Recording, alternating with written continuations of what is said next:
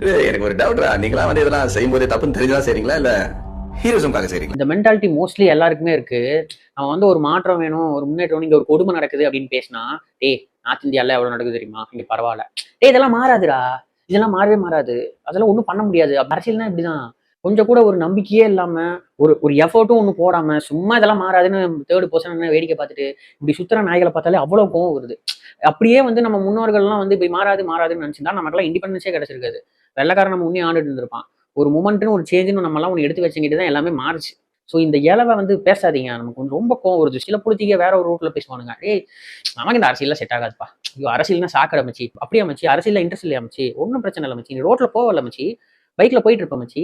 Road பார்த்தீங்கன்னா ஓட்ட ஓட்டையா போட்டு வச்சிருப்பாங்க மச்சி. நீ அப்படியே ஏதோ ஒரு இதுல நேரா போயிட்டு இருப்ப. குழியில ஏத்தி இப்படி இறங்குவ மச்சி. அப்ப பைக்குக்கு தனியா இப்படி இறங்கும். நீ தனியா இப்படி இறங்குவ மச்சி. மண்டை கிண்டெல்லாம் உடையும் மச்சி.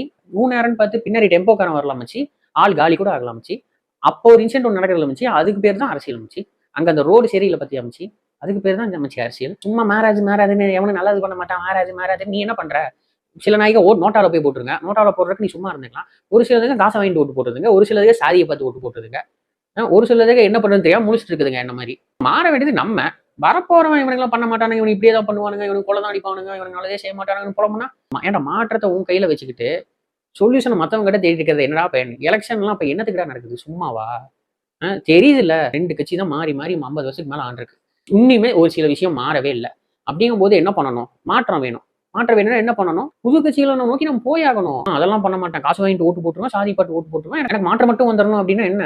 சோ இந்த மாதிரி வந்து எதுவுமே மாறாது. இனி இப்படியே தான் இருக்கும். இவனுங்கெல்லாம் இப்படிதான். அங்க எவ்வளவு மோசமா இருக்கு தெரியுமா? இந்த பேசலாம் பேசாதீங்க. அது வந்து மாற்றம் வேணும்னு இறங்கி போராடுறவனையும் அதை அசிங்கப்படுத்துற மாதிரி இருக்கு.